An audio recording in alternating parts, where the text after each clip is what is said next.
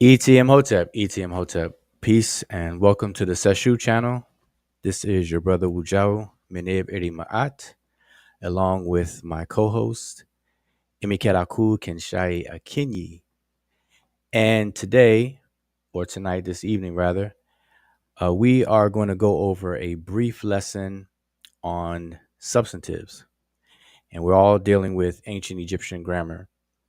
So again, want to welcome everyone to the channel. For those of you who may be new to the channel, welcome. We really appreciate anyone who tunes in and like-minded individuals want to learn and share and discuss and all of that good stuff. That's what we're all about. So on Fridays, we usually have what we call Freestyle Fridays, but today we want to switch it up a little bit as requested. Last week, or previous live stream, I had asked the chat, for some ideas, some topic and ideas that you guys want to see us cover and go over. And so the majority of people at that time had mentioned Egyptian grammar. Kind of dive into the grammar, or go over some more grammar points and issues. And I certainly don't mind doing that. Okay. But just to kind of let everyone know that when it comes to the ancient Egyptian language, when you're learning the ancient Egyptian language, we always have to keep in mind that you're learning two things at one time.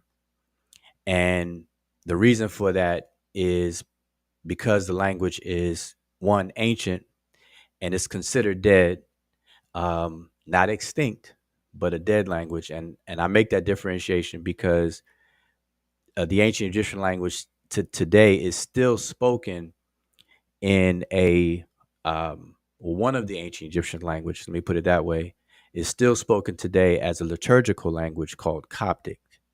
All right. So it's kind of a little contradictory for the scholars to say that the ancient Egyptian language is dead, but at the same time, still explain that it's still being spoken by the Coptic Church over there in the Arab Republic of Egypt today. So I differentiate between dead and extinct. Dead meaning that it's not a mother native tongue by a large speech population. All right. So we still see that. But because of that, when we're learning the ancient Egyptian and ancient Egyptian grammar, we're learning two things at once. One is the writing system. You have to master the writing system or gain, a level of competency in the writing system. How do the glyphs work? What are they? How do they function? Things like that. So that's all about the writing system. So that's the orthography. And by the way, as I say this, let me show you all very quickly here as I can. Quickly. Okay. So here is an image of an upcoming publication I hope to have published in 2025. And it's turning out to be a very exciting but very tedious project. And it is the Ancient Egyptian Orthography and Grammar. It's going to be the first edition, and it's going to be a synchronic descriptive grammar of the older speech of Kemet. That's the title. And as you can see on the cover, this is a tentative cover, but on the cover you have Sesh Medew Netcher, which is the Egyptian hieroglyphic writing system.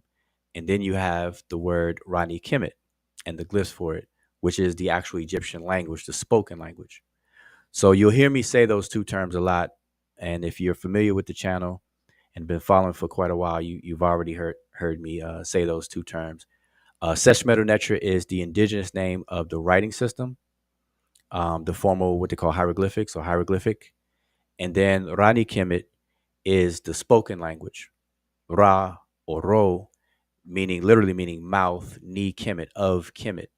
And we know that places don't literally talk. So it's an idiom of saying the language. And so those are the two things that you're learning at one time. So you have to have a mastery of the writing system and how it works. But then you have to dive into the actual language itself, which is its grammar. And grammar consists of two things at one time, which is morphology and syntax. Okay, so remember, whenever you hear anyone say grammar, speaking of languages, they're talking about two things: morphology and syntax. Okay, and that's why some people refer to it as morphosyntax instead of saying the word grammar. So this book here that you see on the screen, that I again hope to publish in 2025, have completed it, will cover all of it. Okay, the writing system, which is usually what a beginner's level is all about. At a beginner's level, the primary focus is the writing system, because without an understanding of it, you can't get any further. Okay, so that's what is the primary focus is for all beginners, all novices. You're going to learn about the writing system, the monoliterals, biliterals, triliterals, etc. All of that good stuff. Um, then usually at a more advanced level of classes, then you'll start to get into the grammar. And some teachers will break the grammar into two levels, where you're learning basics as a whole lesson and course, and then you'll get even a further, more advanced um, lesson in terms of teaching. But this book will cover it all, and I hope that the book will be of the quality where all of the teachers in our communities will adopt it and be able to use it for ease and for clear understanding and things like that. So I'm going to be working very hard to make that happen. All right, so that's my commitment from now until next year to get it done. All right, so in having said that, tonight's brief lesson, I'm going to dive into the grammar a bit. And where are we here today? Okay. So tonight's lesson, we're going to do a brief lesson on substantives. Okay. So get your pens and your pads ready, or, your tablet ready to finger type and everything. So I'm just trying to make this as simple and brief, but not confusing as I possibly can. All right. So with that bit of intro out of the way, I just want to give a shout out to everyone in the chat. Let me just glance at the chat and see who all's here. I like to engage the chat, especially on discussions like this. So I want to say Uncle Matt to Sister Sonette Olivia, peace. Peace to the DNA Lo-Fi, peace, shout out. Let's see. Here. Okay, I do see Olivia said, where's this book? Yeah, so I'm sure you know by now. Yeah, hope to have it published by 2025. Now the beginner's book is published and it's out. So I think Emicat had put the link into the chat. All right. Just want to give a few more shout outs before we begin. Peace, ETM Hotep to Infinite Minds. And for those who are brand new, I always like to explain some of these terms that I take for granted because I say them so much. So you hear me say ETM Hotep or ETM Hotep. That's just a way of greeting. It literally means welcome in peace. That's how most people would translate that. But it's actually a greeting that we act out to this very day and not even know it. It's like a verbal form of what we actually do today. When you invite company over to your house and you welcome someone into your house, you usually welcome them with some kind of offering. You say, "Hey, make yourself at home. Would you like a cup of tea? Would you like a glass of water or whatever?" That is the actual essence of what ETM Hotep as a greeting actually means. It means welcome and be satisfied. The word Hotep is the word for offering, and it has a semantic scope of an offering. What an offering produces in terms of food, it makes you content, it makes you satisfied, and it puts you in a state of peace, etc., tranquil. So when you say ETM Hotep, you're welcoming someone and you're hoping that they are satisfied, or you're making sure that they're satisfied. And that has a long history of long distance travel before we had trains, planes, and automobiles, etc. we would walk long distances. So by the time you reach your destination, you had to be replenished. You had to get a drink of water. You had to get a bite of food. So the host of whoever you're visiting would greet you with an offering, and that's basically what it is. All right. So for those who may have never heard me that explanation before, and then in vice versa, when we depart, we say Shemim Hotep, and that's manifested to this very day, without people realizing it. Is and I'm willing to bet anyone in the chat or who may watch this video in the archives, I guarantee you that when you go visit your grandparents' house, or even your parents' house, and you try to leave, you spend some time with them and then you leave, you are going to leave with a plate of food. You're going to leave with some kind of leftovers or plate of food or some goodies or some snacks or something. Parents and grandparents are good for that. And that's the manifestation of Shem Imhotep, because your Shem means to depart or to go forth, to leave. And then Imhotep, which is insatisfaction. So you're you're sending someone off with an offering. It's like a doggy bag, to go bag, and you're making sure they're satisfied in their journey. So that's what Shem Hotep is pretty much all about. So you'll hear me say those two things. All right. So I just wanted to kind of go over that. So yeah, peace to infinite minds. Let me get down the list here. Peace to Ramza, brother Ramza. Peace to Rich the African Elder. Yes, yes. And I'll answer that question. I just want to get down to the shout outs, and shout out to Everything is Everything. So I think that's all I can see in the chat. If you're in the chat, make sure you make yourself known. Real quick, Rich the African Elder. Now I do have a beginner's course, and the beginner's course is always ongoing. When you register and you sign up, the only requirement, you don't have to have any prerequisite knowledge of anything. The only requirement is that you have to either already have the beginner's textbook, which is what Emiket put the link in the chat for. Or if you don't have it, you'll get it when you sign up for the course. And the course is self-paced, so you can learn at your own pace, at your own speed, which is pace, and your own time. But what I do, what I've done is on a weekly basis, everyone who is registered from the course, from ages ago to recent registrants, I have a weekly Zoom meeting, a 2-hour Zoom meeting where I go over any and all questions, and no matter where people are in the lessons. Okay, and that's a it's proven to be a good learning environment, because people will hear older questions and have refreshers, or newer questions, or things they were wondering about, or things to expect even in their self-paced method of learning. All right.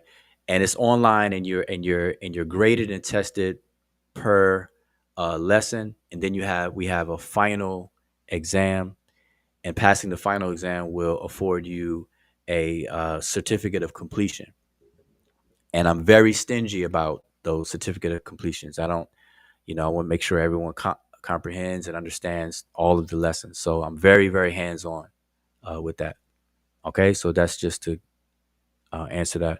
And I believe Emicat posted the link to the beginner's course. All right, so we have definitely, I've definitely talked too much before we get in. So I want to just dive in, all right, to the lesson. So again, ancient Egyptian grammar, a brief lesson, and substantive. So what I'm going to do is I'm going to share my screen, get it on the screen here. And as soon as I can get it up.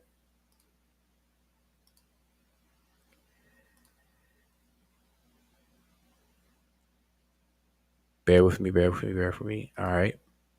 Here we are. Make it big for you guys. Okay. So, and I will blow this up because I can see that it may be too small. So this is a very small portion of of the actual upcoming book, the grammar book. All right. So you all getting like a little sneak peek. There have been some changes, but this is the last, one of the last iterations of it. of this section that I had. And so I'm going to be going over substantive. So this is going to be a brief lesson, and I'm just going to, highlight some things right out of the book. So um, place it here. I'm just going to make it big enough. I want to make sure that everyone can see and read along with me here. So I just want to do a screen check. So you all in the chat, let me know if you all can see that. Just type yes or no. Is that good enough for you all? Can you all read and follow along with me? Just a quick check. And also make sure you, if this interests you and everything, find something that you like about the channel. Make sure you like the video and then share it. Share it. Anyone who you think may be interested now, have time now. They can join us now or while in the archives. Make sure you share. We rely on you all to gain exposure. We don't. You know, we know there's a lot of ways, different ways to attract people, especially with drama and things. But we're not too in favor of all of that. Okay, so I see everyone says it's okay. Okay, so I hope you got your pens and pads and papers. Okay, so let's just dive right on in. Okay, so as I read through here, it's coming from like I said, preliminary section of an upcoming book. So the way it's worded, it may refer to another page that we won't get into, but I think you all should be able to follow along very well. So I'm just going to read straightforward and then elaborate. So in this grammar, we make use of the word substantive instead of the commonly used noun.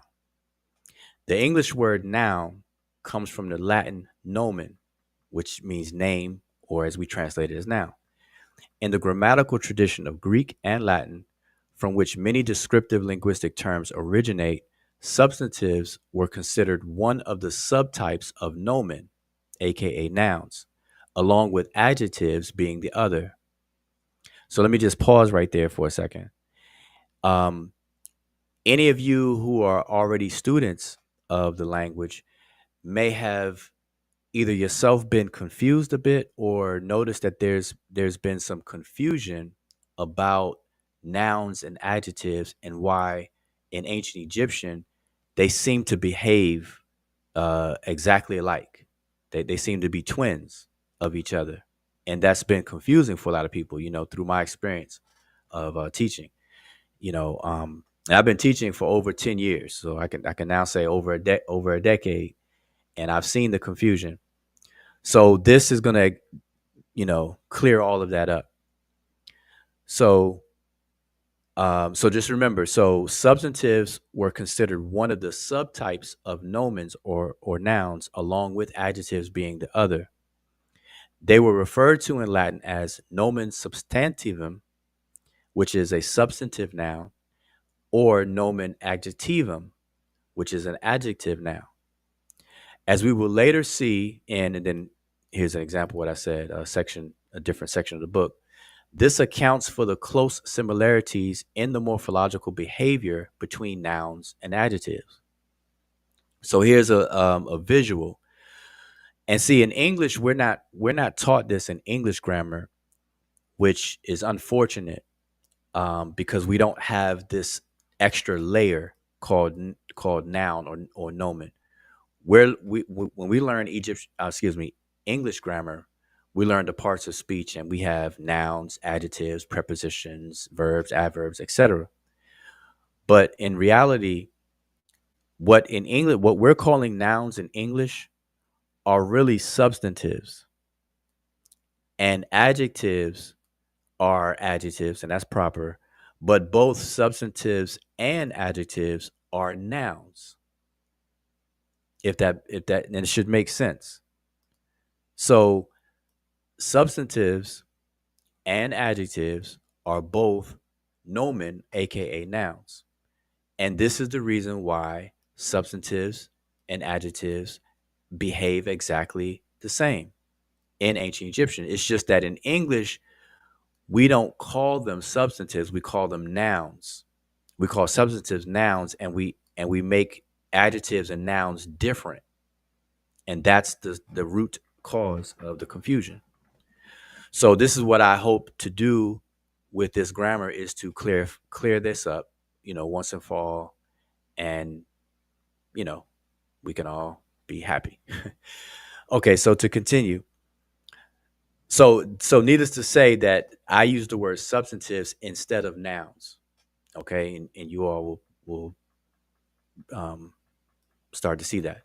So substantives are a syntactic category of words used to refer to people, objects, creatures, places, qualities, phenomena, and abstract ideas as if they are all things. Rodney Kimmett examples. Now, just briefly, Rodney Kimmett, for those of you who are new to the channel, the term Rodney Kemet is the indigenous name of the ancient Egyptian language, Rodney Kemet. And I explained that before. So instead of saying ancient Egyptian all the time, we simply say Rodney Kemet.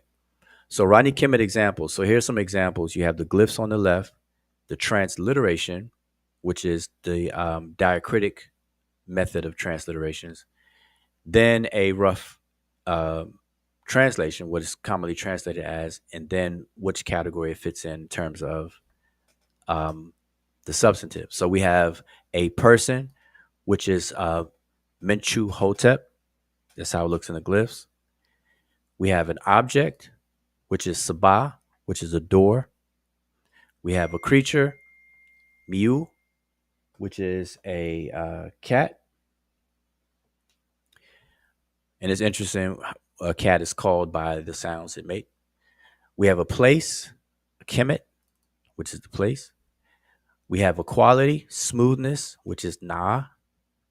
We have a phenomenon, which is flood, which is Newi or Nui. And then we have an abstraction, which is love, and it's the word Meret. All right, so all of these are substantives. Now, substantives are the most common word class. For the most part, substantives may function in the following capacities, and this is important to know. So, a substantive can be the subject of a verb, the object of a verb, indirect object of the verb, an object of a preposition, or a head word of a substantive phrase or substantival phrase. Okay, so those are the five major capacities that substantives can have. All right. Now, mind you, you may be used to using the word noun, and may have learned somewhere else where people will say nouns. Okay, but we want to do away with that, and hopefully do away with that. Now, substantives are further subdivided by type. Before I move forward, like I said, I like to engage the chat. So instead of going over all of this and then doing a Q&A, I'm gonna pause and make sure everyone's still following. So just give me a thumbs up or yes, no. Are everybody still with me? Are we good? Are we still good? Just let me know in the chat.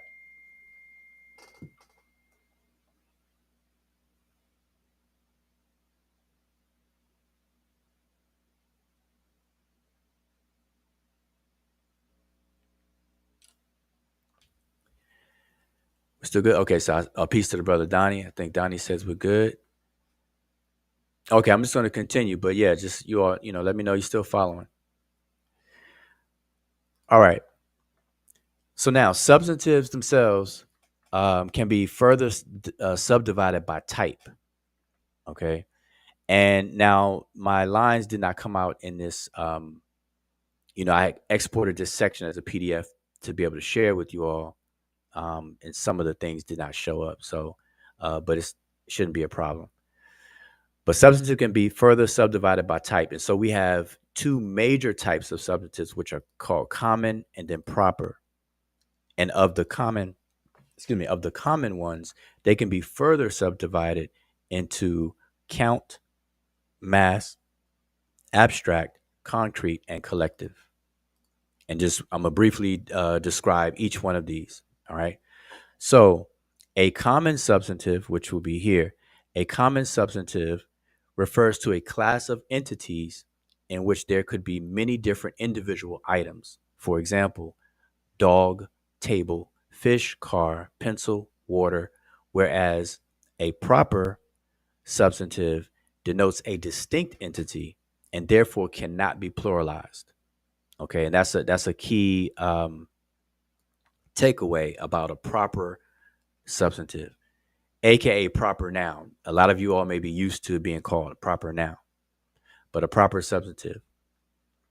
Now, in English, proper substantives are generally capitalized. For example, Georgia, Obenga, Africa. Linguists further distinguish between different types of common substantives. So, as I said, we have five subcategories of common substantives. So we have count, mass, abstract, concrete, and collective. So to briefly describe those. So what is a count substantive? A count substantive, as the name implies, is a common substantive that refers to entities, typically objects, that are individuated and can be counted. Hence, it can occur in any grammatical number.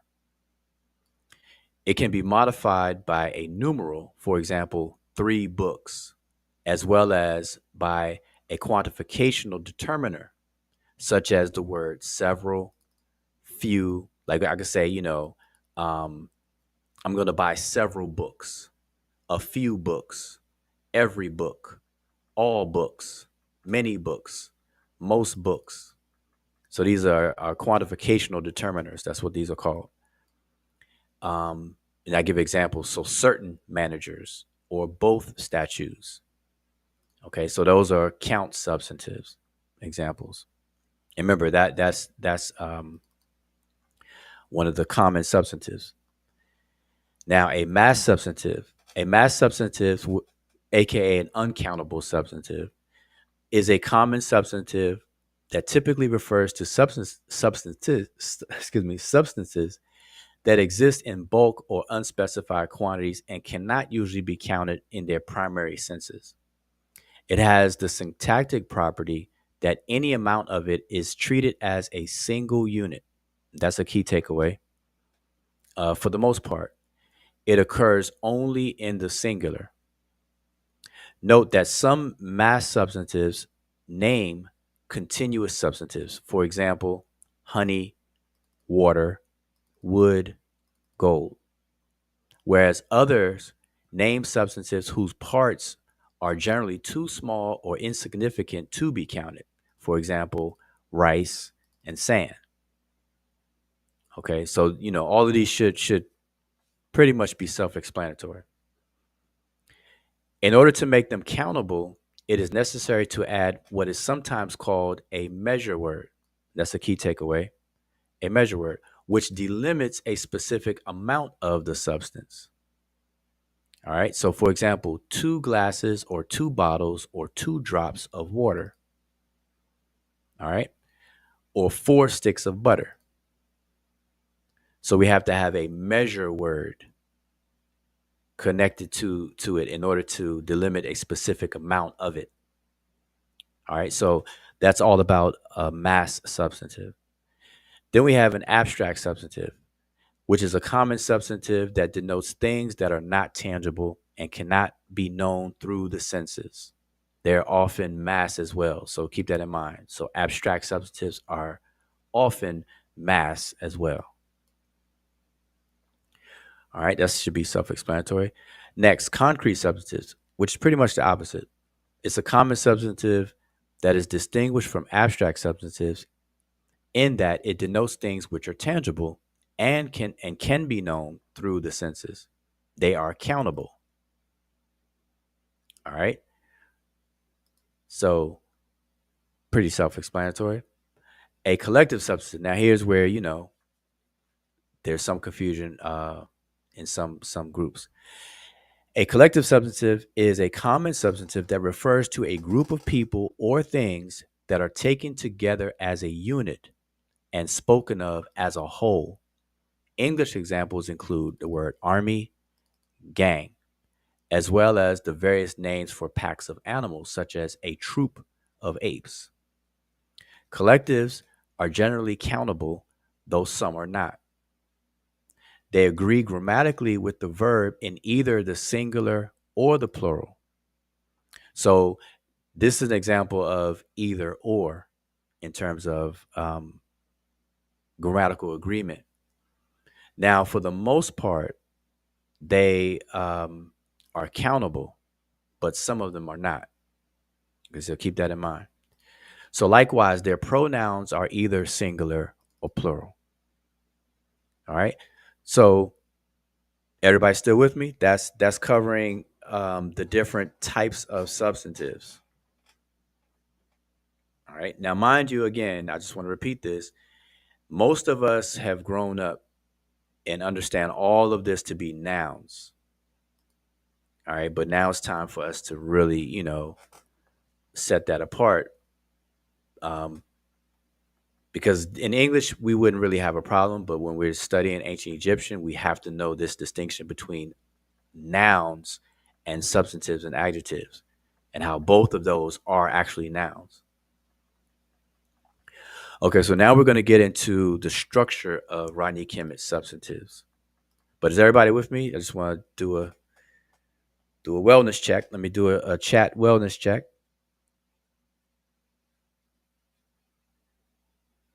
Everybody with me? Just give me a thumb up, fist pound, type yes.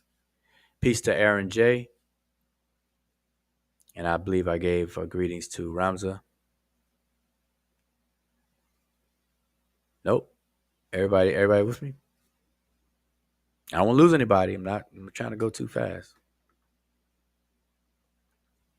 All right. Now I know there's a delay, so I'm just trying to pause for a second here and keep moving forward. Keep moving forward. Keep moving forward. All right. And again, this will be available in the archive, so please share this around. We like to pop up out the blue when we go live, so many people may not have been aware that we were going live. Okay, so to continue. So the structure of Rodney Kimmett's substantives. As in many other languages, Rodney Kimmett's substantives are composed of a root and affixes. Now, let me just pause here for a second, right here.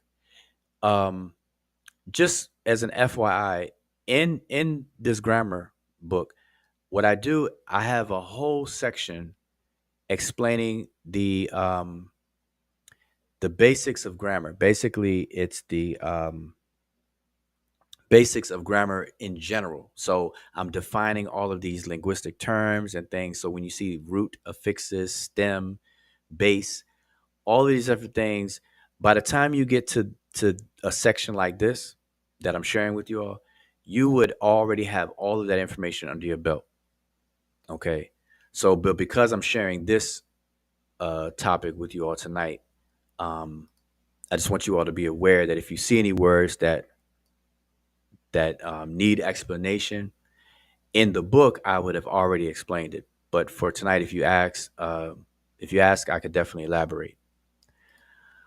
Okay, in English, the substantives boy, boys, boyhood, and boyishness all have in common the morpheme boy. And again, I explain what a morpheme is and everything. It is the root of these four words. The word boy itself consists only of one morph, which is boy. The others are formed by adding affixes to this root. For example, the ending s in the word boys to form the plural. All right, that should be pretty straightforward. Rodney Kimmett's substantives are built up the same way, having roots and affixes, where some substantives are composed of only roots while others have one or more affixes. All right, so here's a table giving you the morphology of the substantive. So, for example, we take the word, so let's look at it this way. The entire word, the substantive in this word here that I have highlighted is the word hafawi. Hafawi. And the morphological breakdown is one is masculine, but the root of it is hafa. as you see here. And then there's a derivational suffix added to it, which is this first W that you see right here. Then there's an inflectional suffix, which is we, and you see that here. All right. So the whole substantive is hafawi, hafawi. And the feminine form of it, we have the same root, hafa, you see here. We have no derivation, but we have inflection. So we have an inflectional suffix of ty, and that's what you see here, ty. Hafati, hafawi, and hafati. Okay, so this is just giving some insight on the breakdown of a root and affixes on an Egyptian substantive. So here's some more examples. So we have example using the root sin, which means sibling in and of itself, but now by it being affixes added to it, it'll slightly change the semantic meaning. So we have sin as brother. We have sinet as sister. Then we have senwi, two brothers, dual, and senti, which are two sisters, dual. Then we have senu, brothers, plural, and then senut or senwet, depending on who you're talking to, how they pronounce it. But senut or senwet is plural for sisters. That's the feminine.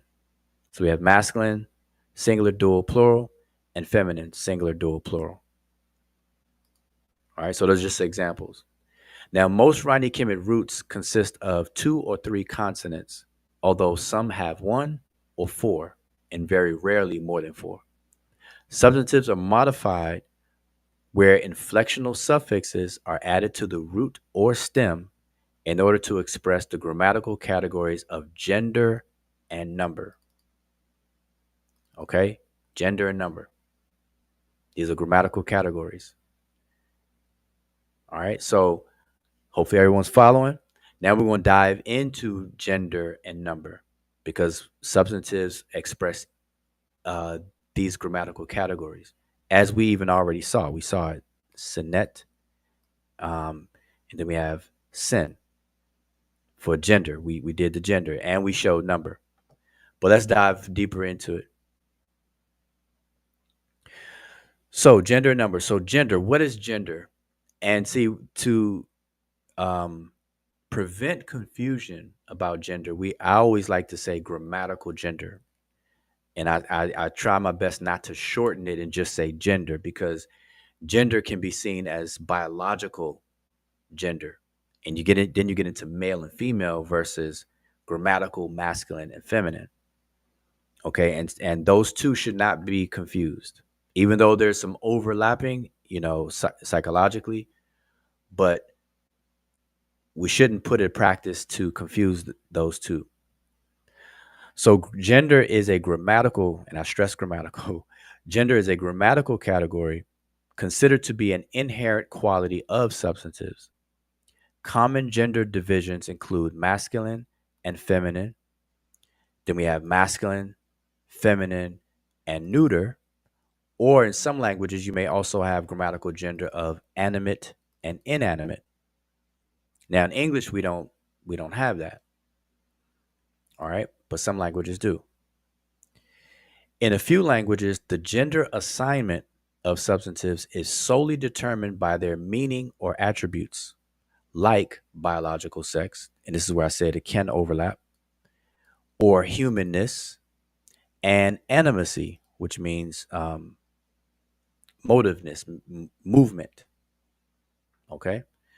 However, in most languages, this semantic division is only partially valid, and many substantives may belong to a gender category that contrasts with their meaning. For example, even in the Egyptian, we have a case. So, for example, the word shinit in Egyptian, this word here, shinit, it means a court of men, but the word is actually grammatically feminine.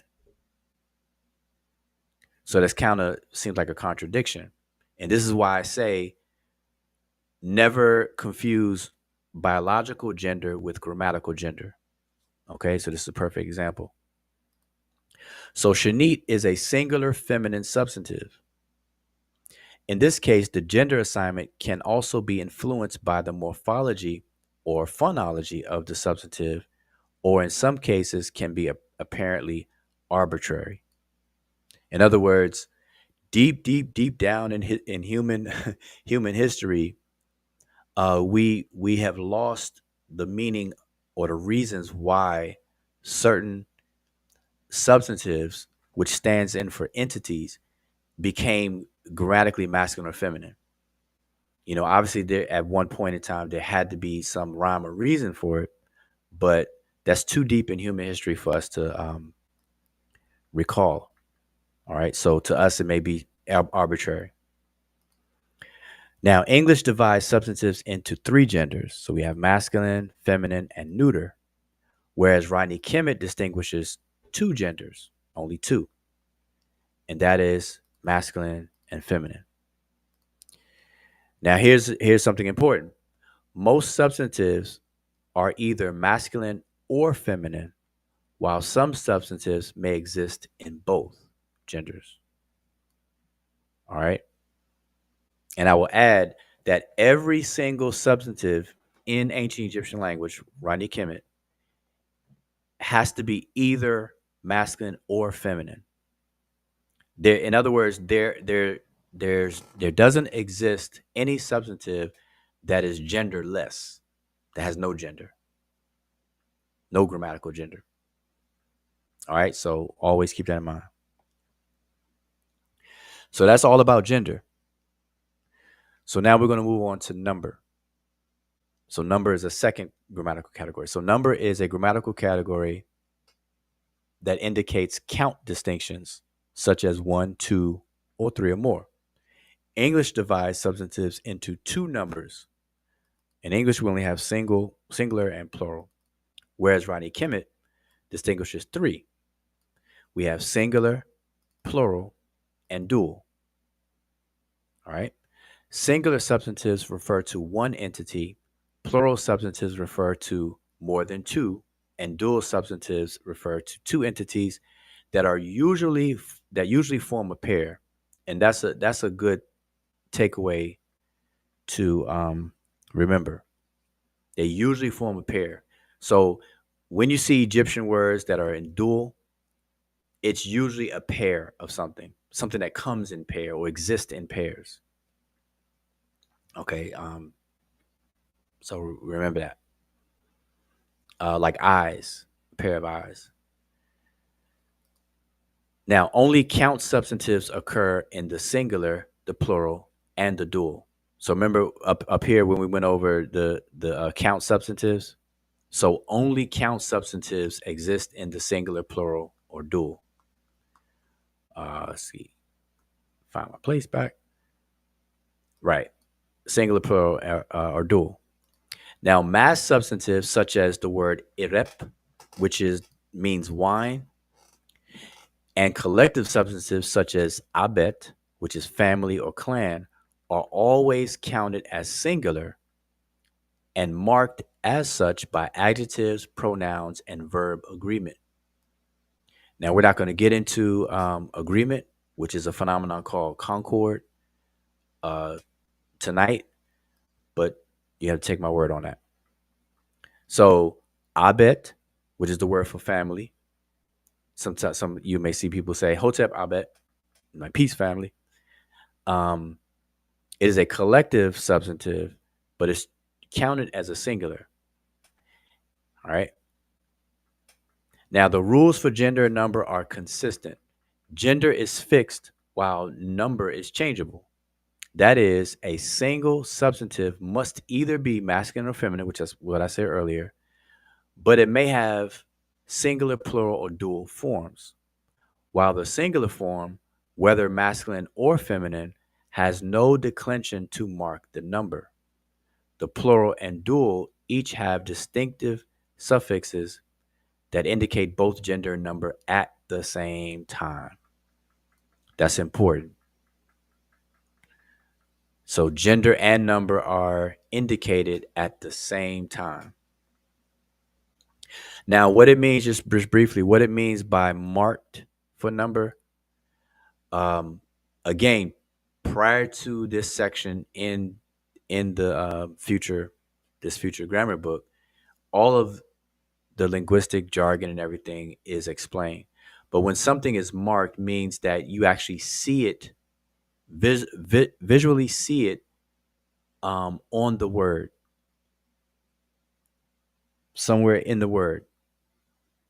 Okay, when you say something is marked for gender, that means you can actually see it in the spelling of the word in some form or fashion. If it's unmarked, that means you don't see it. So, for example, just to go back to the word sin, the word sin means brother. It's masculine and it's singular, but it's unmarked. There's nothing there to indicate that. Whereas feminine, there is a mark. It's there's a T there that indicates that it's feminine and it's singular. If you see the WT, it indicates not only is it feminine, but it's also plural.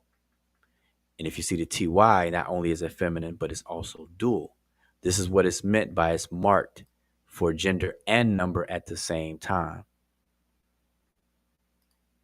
Okay, so, all right, everybody still with me? I don't want to lose anybody. Let's do a wellness check. Wellness check in the chat. Quick wellness check. Now, mind you, if you have any questions while I'm talking, just make sure you at the Seshu, the at sign and Seshu, and then at least I'll see it. It'll stick out to me, and I'll see it, and I will do my best to answer it.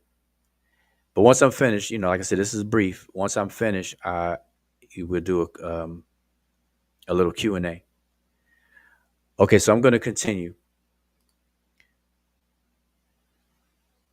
And I wish this was actually bigger for you all. Let me see if I can actually stretch this out some more. Maybe that will help. Now I can't see anything else on the screen. I got to shrink it a little bit. Maybe a little bit. That's probably a little better. Now I'm limited, but hey, the sacrifices I do for you all. All right. So here's a table of the declensional endings. Now, the word declensional, some of you all may not be familiar with that word. Again, all of these terms are definitely defined in this text, but just briefly now, declension is I guess the short and skinny of it is when you see declensional endings as you see on the screen, it's talking about affixes onto words that indicate the grammatical categories of gender and number. And substantives are usually declined, which is a form of the word declension. They're declined for gender and number. And adjectives are also declined for gender and number, which is why substantives and adjectives behave the same, because they're both nouns. They're both nomens. They're both nouns. Okay? So adjectives take gender and number. You have masculine adjectives, feminine adjectives, plural, etc.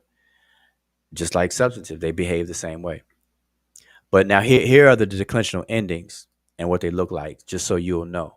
So in the singular, masculine singular, there's no mark. So that's where you have the zero with the line stroke through it. There's no mark.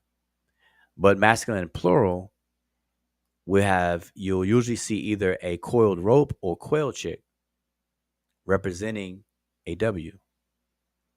And for the dual, you'll see, which is you'll see a quail chick and two diagonal strokes, or the coiled rope, two diagonal strokes, or just a quail chick, or just the diagonal strokes. Now, right away, you should notice that this is masculine dual. So sometimes the masculine plural, if you just see a quail chick, and the masculine dual, if there happens to just be a quail chick, they can be very confused. You can confuse them. But the context of the rest of the sentence or whatever will clarify all of that. Okay, just so you'll know. So It's nothing to be worried about. Now, for the feminine, same thing. Feminine and singular, it is marked with a bread loaf or tea. Feminine plural is marked with a quail chick and bread loaf. But often, very often, the quail chick is omitted and you'll just see the tea, which means that the plural and the singular in the glyphs, they will look alike. Okay? Just keep that in mind. They will look alike. The dual, we have either the bread loaf and the slanted stroke or the bread loaf by itself. Again, that you may confuse the single plural or the dual if you just see the bread loaf. Or you may have the pestle. I believe this is what this glyph is called. And the reed leaf to represent tea, or just the pestle by itself, which is tea. All right, so that's how it looks to the declensional endings. So table 1-2 shows the declensional endings for gender and number and their variations. The transliteration in this grammar follows the widespread Egyptological convention of separating endings from the root or stem by dots. Okay, so that's why you see the dots. Other publications run them together where they don't separate these things by the dots. And the problem with that is that it will tend to make the morphology less clear. So I adopt the dot and the equal sign method to make everything crystal clear. Okay, so I'm just going to go through these, the different number, and then we'll just wrap up this brief lesson on substantives. So now we have singular form. So the singular of masculine substantives. So we're going to deal with masculine first. They generally have no marked ending for gender or number. Okay, which is to say, or in other words, they show no specific grammatical termination, which is represented in the table as in 0 with a slash through it. Okay, as we see here. So here's a table. So we have the word si for the word man, sa, son, sen, brother, and Netcher, God or divine, divinity, etc. Okay, so there's no mark here. These are all singular. You don't see any other glyphs here or anything. Some, however, are derived forms and have a quail chick, which represents W, ending added to the root, and it's not separated by a dot in a transliteration. Okay, because it's not a declensional ending. Elsewhere in the book, I explain it further. But this W that some masculine substantives have on it, it shouldn't be mistaken for plural. It's actually a derivational morpheme added to the root or stem. Okay, and that simply means that it changed. It's a derived word. It came from a different word class. So, for example, it comes from a verb. So let's go down, and I show 3 examples here. So we have the word hafa'u, which means snake, but it's from the verb hafa, which means to twist and wiggle. Okay, and that's exactly what a snake does. So the act of twisting becomes the actual substantive. So the verb of the act of twisting becomes the substantive hafa'u, which is snake. Again, we have the word wedhu, which is the word for altar, but it's from the verb wedeh, which means to offer, the verb. All right. Then we have the word shemsu, which means follower, from the verb shemes, which means to follow, from the verb shemes, to follow. So we have shemesu or shemsu, follower. All right, so all these are masculine and singular, and it does have a W there. So people may mistake it for plural, but it's not. Okay, so to keep that in mind. So that's the singular masculine. So now the singular feminine. So the singular feminine substantives are generally marked with the bread loaf, representing a T ending that is added to the root, making them easy to identify. However, there are certain feminine substantives that are unmarked. For example, geographical terms discussed further down. It is important to keep in mind that the feminine bread loaf or the feminine, grammatically feminine T is an added ending and not an original part of the substantive itself. Okay, that's a key takeaway. In writing, the feminine T ending is attached directly to the root, preceding the determinatives if there are any. And that's a key thing. The feminine marker doesn't interrupt determinatives don't come in between. It's added directly to the root before any determinatives. So we have the word set, which is the word for woman. We have sat, daughter, sinet, sister, and Netcheret, goddess. And these are all the feminine forms of the previous masculine forms here. All right. So notice that bread loaf is before this last glyph, which is the determinative. All right. Now here's a note. Note the femininity ending is disregarded in alphabetizing words in some dictionaries. For example, the word at, which is limb, is listed as ah and therefore precedes great. So in other words, don't the feminine T is disregarded. Where normally this would come before this, but in the case of feminine words, it doesn't. And this is in some dictionaries. So that's just a note, an FYI. All right. Now keep in mind, as I'm going through this, you all, if you have a question, make sure you add the Sesh and I'll get right back to it. But I'm just going to go through and we'll be finished shortly. It's going to be quick. So some substantives ending in the bread loaf, which is T, in the singular are nevertheless masculine, since this bread loaf or T is the final consonant of the root and not a feminine ending. And that also caused confusion. So here's some examples though. So we have the word chet, which is the word wood. Now, because people see a feminine T, because people see a bread loaf there, some people will assume that, hey, that's a feminine T, that's a feminine word. But it's not. It just happens that the word itself ends with the T consonant. So the word wood is a masculine ket. Then we have eat or yit, as some people pronounce it, for the word father. Suit, which is breeze. Tut, which is image, as in Tut Ankhenaten, or excuse me, Tut Ankh-Amen. Nachet, which is victory. Wemet, which is thickness. And some more, we have met, vessel, wet, bandage. Chenet, face. Chenret, which is camp. The word mut, which is dead. And we have eat for grain. So all of these words are masculine. But because you see bread loaves, some people may, at first glance, assume that these are feminine, grammatically feminine, but they're not.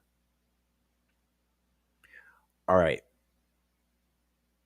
To continue. So now, many geographical terms, which are place names, toponyms, and certain anthroponyms do not show the characteristic bread loaf T ending, but function grammatically as feminine substantives nonetheless.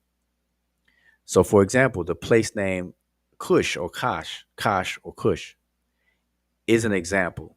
And we have this phrase, Kash Chesit, and it means the vile or wretched Kush.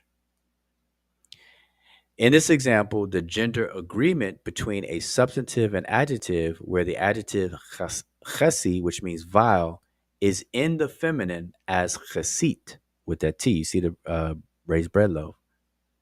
Chesit. So because the adjective ends in a grammatical feminine ending, the substantive it modifies is also grammatically feminine, and that phenomena is called concordance or agreement, and that's how we can fact check whether words are grammatically feminine or singular, because in the syntactic environment they have to agree. Okay, so always remember that. So now compare these other examples. So here's some more examples. So we have the place name or toponym Butu, which is masculine. Chenu, which is a word for Libya, is masculine. But then we have Shatet, which is Asia. Then we have Abju, and a lot of people are familiar with Abju. Although it does not look feminine, grammatically feminine, it's feminine. Same thing with Kush. Kush doesn't have a T anywhere in it, but it's feminine. Same thing with Abju. All right, so everybody, wellness check on the chat. Make sure everybody's still. I see Ramza must be Ramza's having a whole conversation to himself, I think. All right, so I'm gonna continue forward. So those were singular forms, okay? That was both masculine and singular forms. Now we're getting into the plural forms, okay? The plural forms. So the plural forms of masculine and feminine substantives are marked with a W ending added to the singular form of the substantive. And that's critical. That's key. So remember, the plural forms of both masculine and feminine substantives, they're marked with a W ending, but it's added to the singular form of the substantive.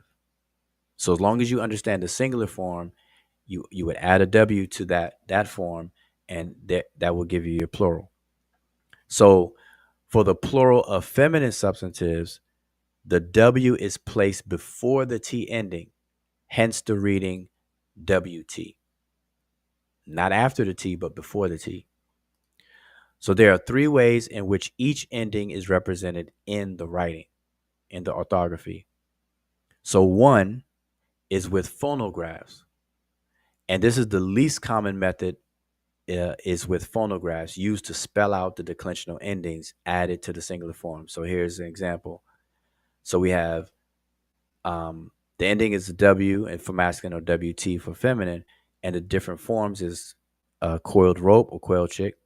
You have the quail chick, then the T, or we have the T, the bread loaf by itself, quail chick or the bread loaf, or the bread loaf by itself.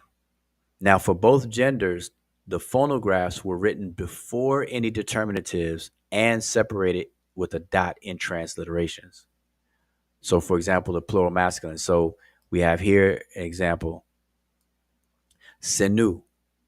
So you see the quail chick there, and we separate it with a dot, and it means brothers. Here we have Sinut or Sinwet, depends on whose pronunciation you're going to go with. We see the quail chick and the bread loaf, and we see it separated here, and it means sisters. So now, the quail chick or the coiled rope representing the W for the plural was often omitted in writing, especially for the plural feminine, resulting in the singular and plural forms looking alike. So, for example, we have Sinet right here, sister, and then we have Sinut, sisters. But notice in the glyphs, they look alike. So, at first glance, that may seem like it could be real confusing, but don't get intimidated, because the rest of the environment where the word exists in, the rest of the syntactic environment or the context will remove the ambiguity. Okay, so just keep that in mind. It's not as bad as it may seem right now. And that's exactly what I say here. So context is used to make the distinction. In transliterations, it's preferable to place the omitted W in parentheses to help clarify the form. That's why you see here, the W in parentheses. This is a common practice, and you should adopt it. For aesthetic purposes, as discussed in a different section, scribes are known to use the graphic transposition when it comes to bird glyphs and place the T before the quail chick at times, giving the appearance of two here. But that would be a mistake if you transliterate it that way. It's really WT and not TW. Okay, and I do have a footnote here for people to read further and give a reference. So that was the first way plural is given, which is the least common, which is through phonographs. Now the second method is with replication. Like the dual forms, the archaic method for expressing the plural of masculine and feminine substantives consisted of tripling the logograph with which the singular was written. So, for example, the word tepu archaically was written just with three heads here, which is the singular, which is tep.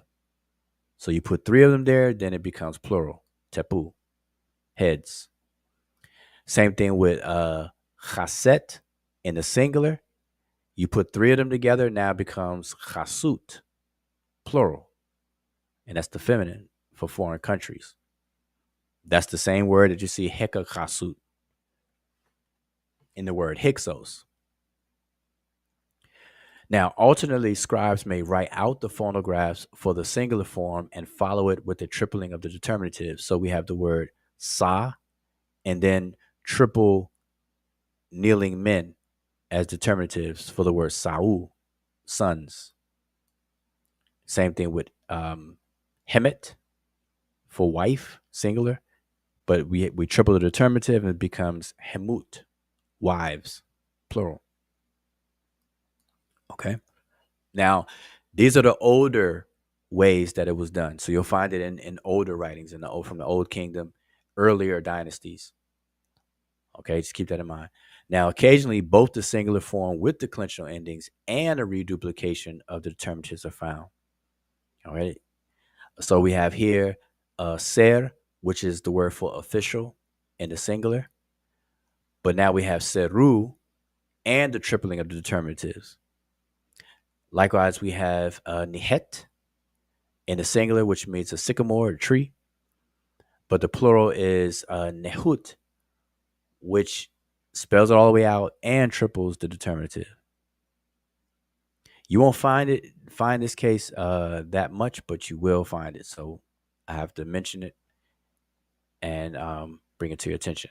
So that's the second form to show plural, which is with replication. Now, the most common way is with strokes, which is the third way. So the most common method of indicating plural was the use of three strokes as a final extra determinative. And remember that the three strokes that you see, and you may pick up on me just saying it this way. I always call it the three stroke determinative because it's a determinative. It's a three stroke determinative. Okay, and that'll become more important later in your studies. The strokes were written either horizontally or vertically or grouped together, depending on the glyphs nearby. Dots were occasionally used instead of strokes. So here's some examples. So masculine, we have Ibu, you have three strokes there, hearts. Sa'u, three strokes, sons. We have Chafetiu, which are enemies. Then on the feminine side, we have Sinut, we have Saut, then we have Duaut, which is praises. All right, so those are the examples. You see the different ways the triple stroke determinative is placed there. Okay. Here's some more. So we have Yaul, which are elders. Example of the three dots there. And then we have Yaut, elders, plural, feminine, with the dots. Now, these methods were occasionally combined where scribes included the phonographs for the declensional endings along with the strokes. However, The three strokes replace the archaic tripling of the logograph or determinative, making replication and strokes incompatible with each other.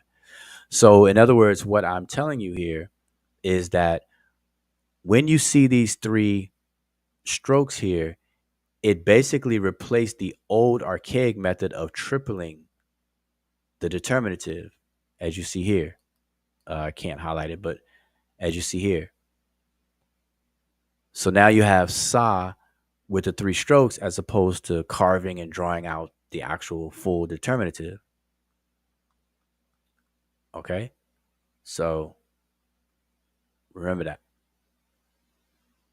Okay, so lastly, the dual forms. So we're going to go over the dual forms. Hopefully everybody's still with me. The dual of the masculine substantives is marked with the WY ending, and the dual of feminine substantives is marked with the TY ending.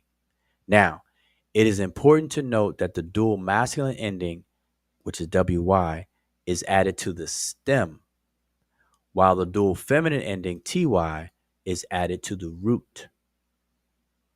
And I have these bold because this is something important to note. This distinction is illustrated using an example of the derived masculine singular substantive from the previous section. Hafa'u, which means snake, is derived from the verb hafa or hafa, which means to twist.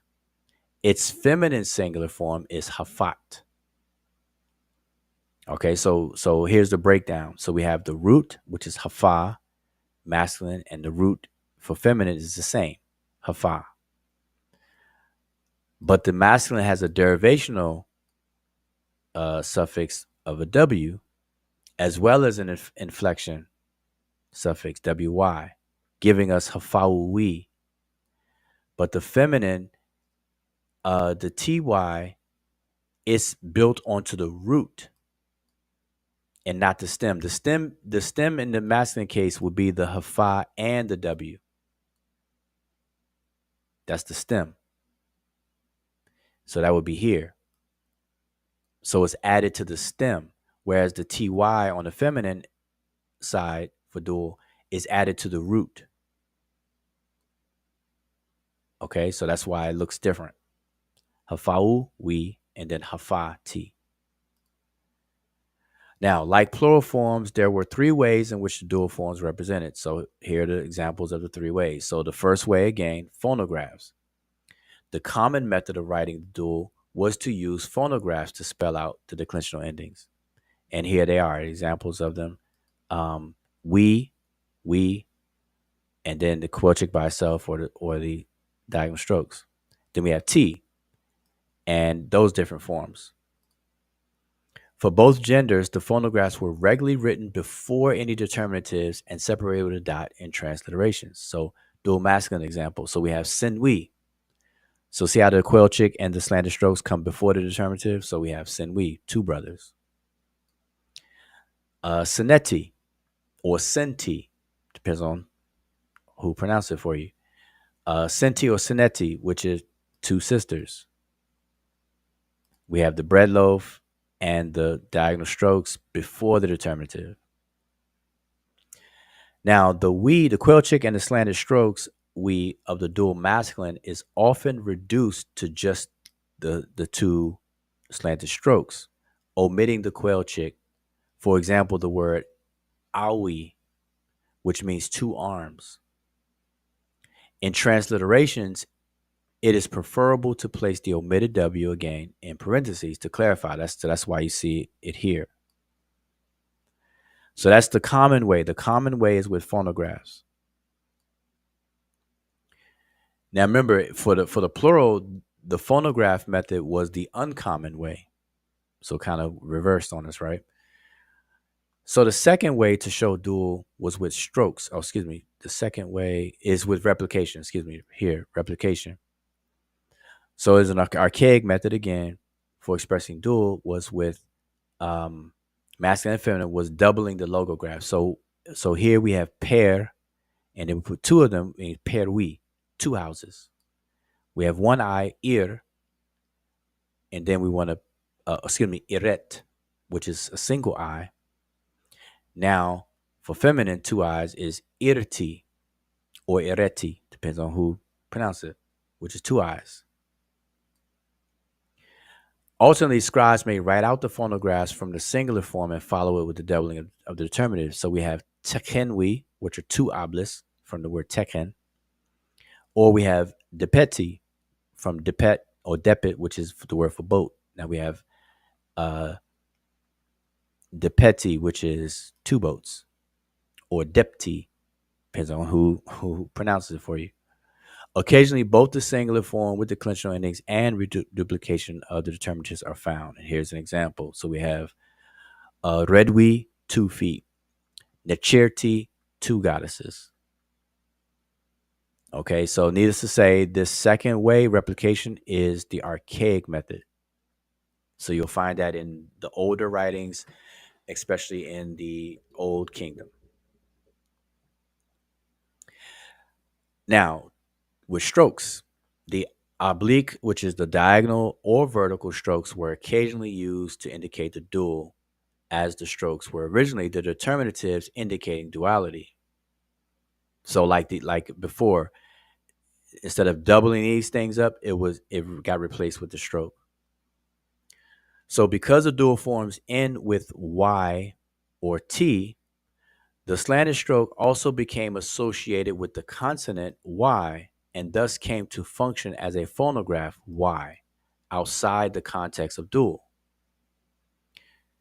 Okay, so for example, we have iri, which means pertaining to. Now, this word is not dual just because you see the slanted strokes. The slanted strokes in this case just represents this y. Same thing with the word resi for southern, heri, superior, and netcheri, which is divine. None of these words, these four words, are dual. Okay, so that's what I'm explaining here. The above examples are not dual substantives, but are called Nisbi adjectives or Nisba adjectives that will be taken up in a later lesson, and I'll do a separate video for that again. Now, regardless of how the dual was written, the suffix terminations are documented in the transliterations with omitted phonographs placed in parentheses and separated with a dot.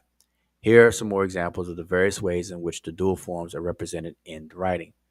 So a very popular one is Tawi, the two lands, Awi, the two arms, Redwi, 2 feet, Mesjirwi, two ears, Ati, two joints, Septi, two lips, Binti, two breasts, Nepti, two ladies. All right. And let's see how much we have left here. Okay. We're almost done. Wellness check, wellness check. Where are we? Where are we? We're right here. So we don't have that far to go. Just want to go over false duals and plurals, and then we'll be done. Everybody still with me? Just a wellness check in the chat. Peace to the brother Christopher Withers. And I see Ramza. Ramza, I am not sure who you're having a conversation with, but I definitely only see one side of the conversation. Okay. All right, so let's see how quickly we get through this. I hope everybody's following. Again, if you're not, if you have questions later, always put a comment below the video once we're not live anymore. But we'll do a little Q&A here. All right. So to keep it on. So now we're on false duals and plurals. So now some substantives that terminate with a WY or TY or W and WT were written as if they were duals or plurals by false analogy with declensional endings. As these false duals and false plurals are actually singulars and not duals or plurals, for that is, the WY, the TY, the W, or the WT terminations belong to the root or the root ending in W plus the feminine affix T. The ending is not separated in transliteration by a dot except to mark the feminine ending of the singular where appropriate. Okay, so we'll just see some examples now. So here are common false duals. So these are These are pseudo duals. The word niuti, which means local, it has the appearance of a dual, and some people will translate this as two cities, and that's incorrect. However, it is a nisba or nisbi adjective derived from a singular feminine substantive niut, town, village, or city, used in a phrase such as Netcher niuti, which means local god, not god of the two cities. Okay, that's a common mistake that I've seen people make. The word acheti, here's another very common one. Acheti, it means of the horizon. And some people will translate this as the two horizons, thinking that it's dual, but it's actually not. It's a nisbi, meaning that which or one who pertains to the horizon. So it means of the horizon. Has the appearance of dual. However, it is a nisbi adjective derived from a singular feminine substantive aket, which is horizon. And it's used in phrases such as har aketi, which is heru of the horizon, not heru of the two horizons, but heru of the horizon. Okay? All right. And that's haraketi or harakti. Some people put it all together and say harakti. You may have heard that as a deity's name. So here's some common false plurals. Of the singular masculine substantives ending in W that are derived from verbs, such as the word we had before, hafau, which is the word for snake. And some are abstract substantives and can therefore take a three-stroke determinative, giving the appearance as if they're plural. So, for example, the word iau, which is the word adoration, it has if you look at it, it has the triple stroke determinative. It has the appearance of plural. However, it is a masculine singular substantive, which is derived from the verb iai, which is to adore. All right. Another example, the word menu, it looks plural, and it means that which remains, the deeds or works. It's another word for monument, which is what this boils down to in the Egyptian culture. So the monuments, the word monument is menu. It has the appearance of plural. However, it is a masculine singular substantive derived from a verb, men, which means to be stable or to remain. And that's exactly what monuments do. You build a monument to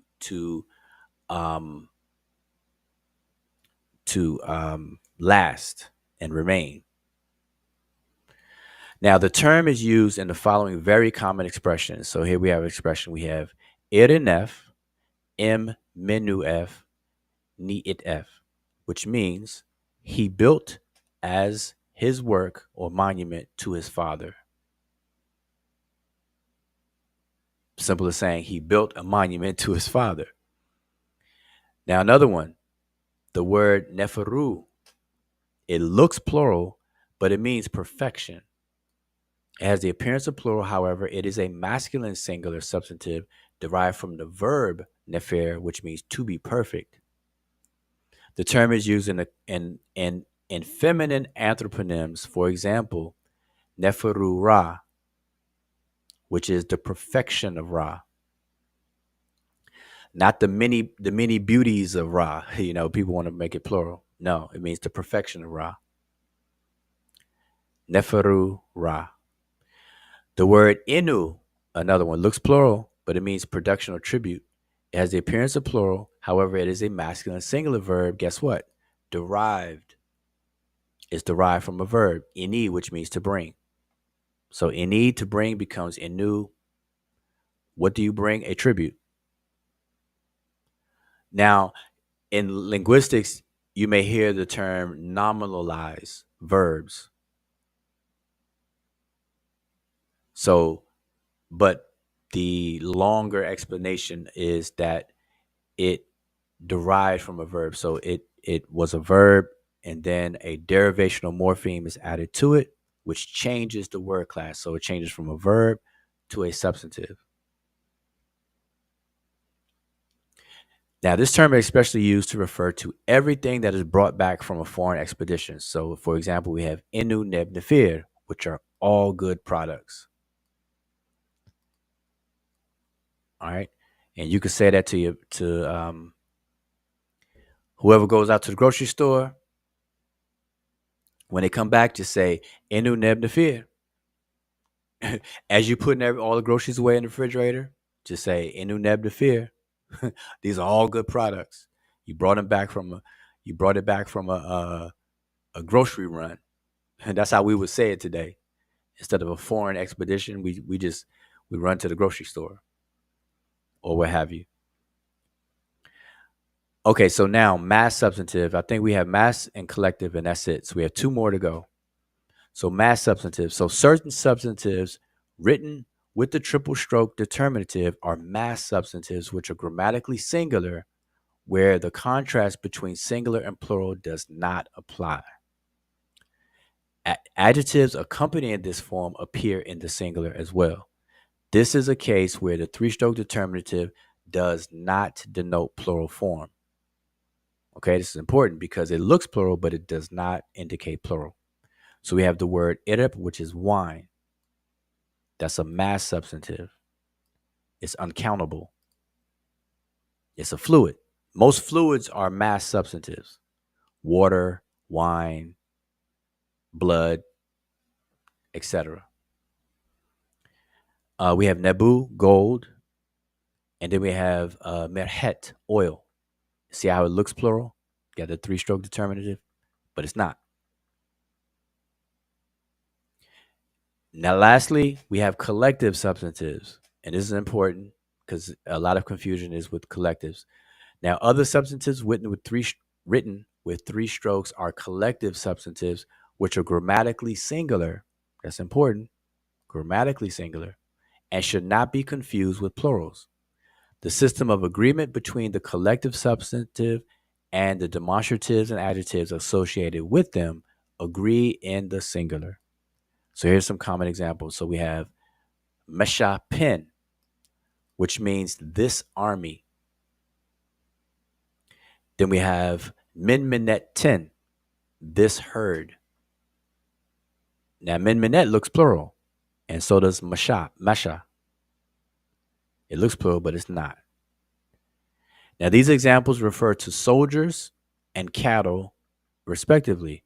The words pen, this, and ten, this are masculine singular demonstratives, respectively, which we've taken up later. So, in other words, this pen here is a singular masculine demonstrative, proving or confirming that the word masha, although looks plural in the glyphs, it is actually singular. Same thing with ten. Ten is the feminine form of pen. Both of them mean this. And it has to be feminine because the substantive is feminine. It looks plural because you see the three strokes under the cattle.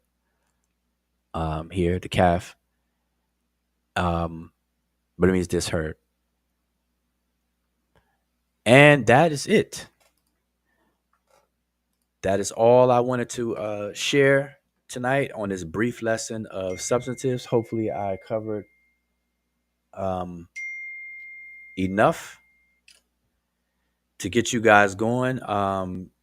This, like I said, this is a brief lesson. If there's any questions, let me actually if I can get the chat on the screen now. Let's see. If I can get the chat on the screen. Can I? There we go. Okay, so if you all have any questions about anything that I went over, I can see the chat and I want you all to have at it. Fire away. Any questions on anything that I covered, anything I need to repeat or elaborate on, feel free. It is 8:59. How long have we been live? We've been live an hour and 30 minutes so far, so we're in good time. I want to make sure that all these videos are definitely under 2 hours. Okay? So remember, this is Ancient Egyptian Grammar, brief lesson on substantives. And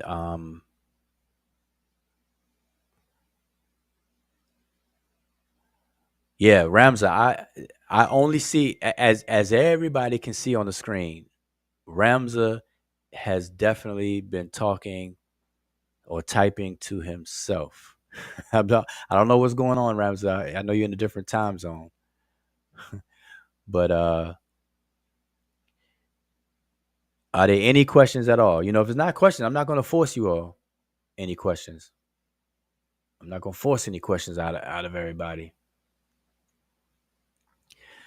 So I know it's a delay, but it's not that much of a delay. So I'm gonna take it in one or two ways. Either I did an excellent job at covering this stuff, and not me, not put it on me, but that is pretty much straightforward and self-explanatory. Or a lot of you who are watching right now, this is really a review. You're familiar with this for the most part, and it's just a review. And it's always good to refresh. It's always good to review and refresh because, again, the ancient Egyptian language, it's a dead language. You're not going to walk into the grocery store and start speaking it to anybody or anything like that. So you out of sight, out of mind. You stop using it, you'll lose it. So it's always good to refresh and have these brief lessons and things.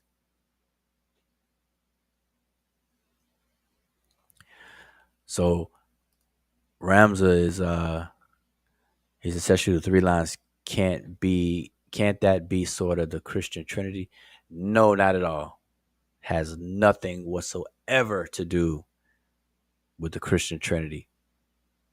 Not at all. Not at all. So now, but before everybody, before we shut down and everybody leaves, now again, I may mention this in a couple of previous live streams. People have been asking how to support, and I really appreciate people even asking me or asking us how to support us because see some people are interested in this information. They want to see more of it, and um, a lot of these different platforms, we everyone to each his own. Some people do have different content on different platforms, and sometimes people um, will be attracted to other topics and other things that go on other platforms, especially drama. Drama definitely attracts a lot of people. Um, but then some people, want to, just build on it on the information, want to learn more, and want us to cover different topics that are not drama filled, that are not sexy. It's not, it's not very attractive and things. But they want to support because they want to make sure we keep doing this. So with that in mind, we didn't really have anything set up to support other than I would always tell people to buy one of our publications. Emicat has been dropping the links in the chat, but we've also created another way to support because my idea of supporting is like a barter and trade system. I favor that, but I'm not against just people just free will giving either. So I don't want to confuse anybody about that. But my first go to is like a barter and trade. I like for us to support each other. At the same time if we can. And so what Emicat and I have done, and we've been doing this, but we want to bring it and introduce it to you all. Is and you all may have heard me say this a lot that outside of my focus on ancient Egyptian language and culture, I also have a focus and an interest in health and healthy lifestyle, health, nutrition, um, things like that. Because I have quite a few family members that are in the health profession, um, board certified medical doctors and nurse practitioners, etc. So I've always been focused on that. And so I went ahead and became certified as a nutrition coach myself. And so that is a area of focus that I'm into and I'm interested in. So one of the ways that you guys can support, and it's more so on, you'll be helping us and we'll be helping you, is if any of you guys are, and you should be, so I'm not even gonna say if, everybody and their mother should pay attention and be focused on health. You may be at different stages of age in your life that you more or less focus, but everybody needs to be healthy and things like that. And part of being healthy is having a healthy lifestyle. And with a healthy lifestyle, it includes both psychological and physiological, which means the mental and the physical. And so, um, with that, one of the easiest things that people can start paying attention to and get more discipline is your diet, of course, what you eat, because as they say, you are what you eat, from your head down to your feet. Remember that cartoon? But um and we all try to eat healthy, or we should eat healthy. But in eating healthy, some of us should be supplementing our meals with dietary supplementation. Okay.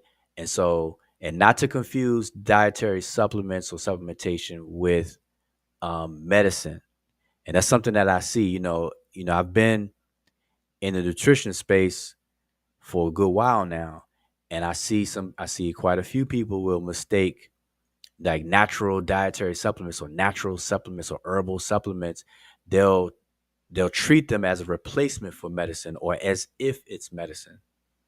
And I think that's, people do that in error. Should not do that. Definitely, they are what they're called. They're supplements. They supplement your diet.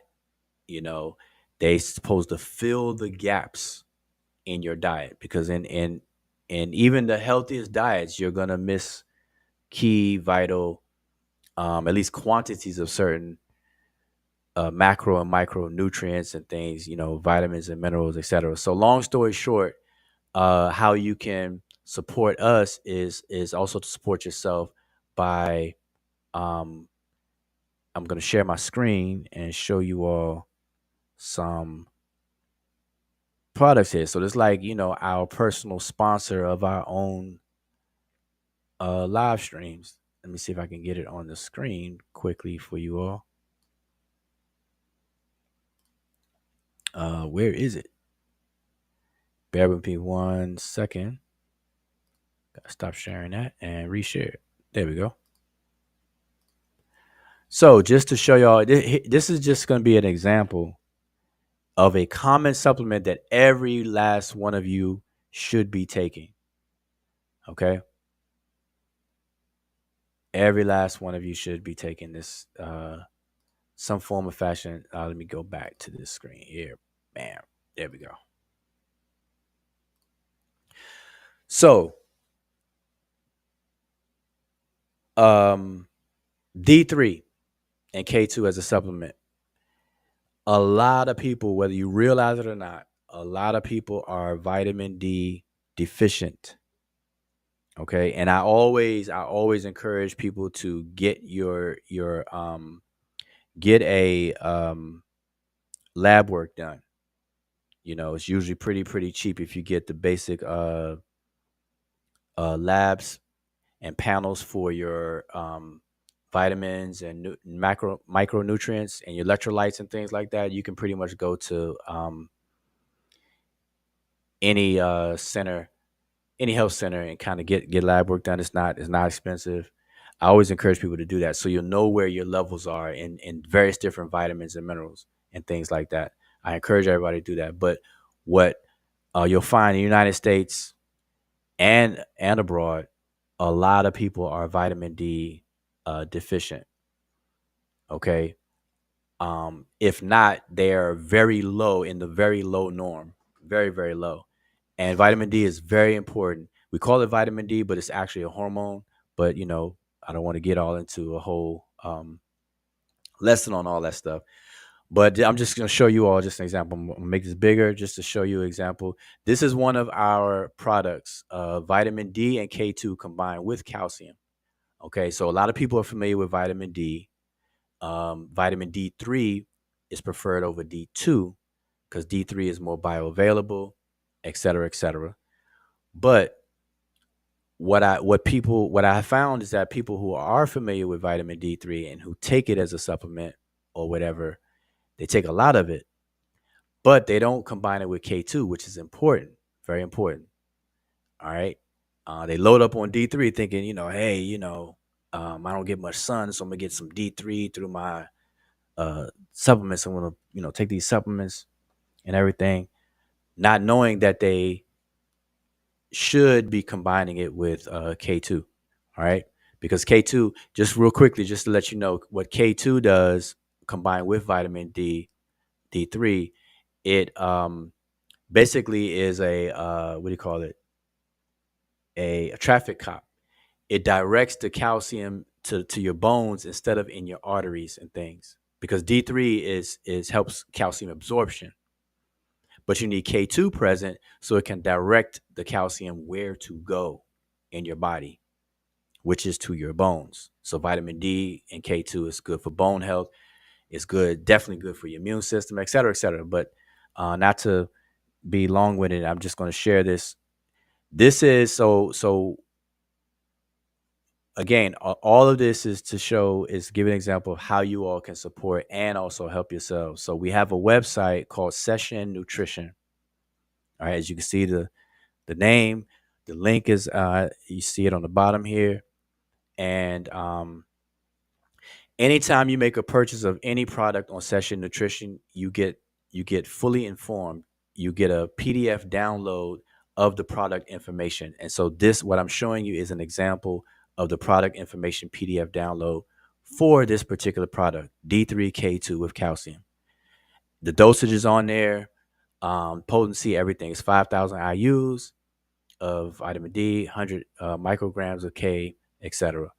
But what you'll get is the full transparent supplement facts, everything that's in it, the benefits, the fact that all these products are laboratory tested, uh, made in an FDA regulated facility, following GMP practices, made in the United States, gluten free, corn free, lactose free, free of top 8 allergens, plus sugar free. So most of the products are vegan and vegetarian friendly, with the exception, obviously, of omega. We have omega-3 fish oil, which obviously is not, for those who are vegan, vegan friendly, etc. But all of that is explained. So then it breaks down every ingredient and what the benefits are. So calcium gives the bullet points for that. Vitamin D3, all of the bullet points for it. Vitamin K2, all of its bullet points. And then the additive, not additive, but an added ingredient, bioperine, which is basically black pepper, which helps absorption. Okay, so it helps to absorb the supplement into your stream, your body, your bloodstream. Okay. Um, then I would say that the suggested use, which instructions on how to take 1 or 2 a day, et cetera, with or without a meal, all of that good stuff. And then here is just a brief catalog of all of the other products, and these are clickable when you get this PDF. So we have things like ashwagandha, you may have heard of that, BioCare, which dealing with the gallbladder and bile, biotin, which is an essential nutrient, bone care for those people who are suffering or have, bone issues. Now, mind you, none of this stuff is to treat or cure anything. These are what they are and what they're always meant to be, which are supplements. These are things that will help you um, maintain lifestyle. And our motto is, as you can see, is to filling the gaps in your diet.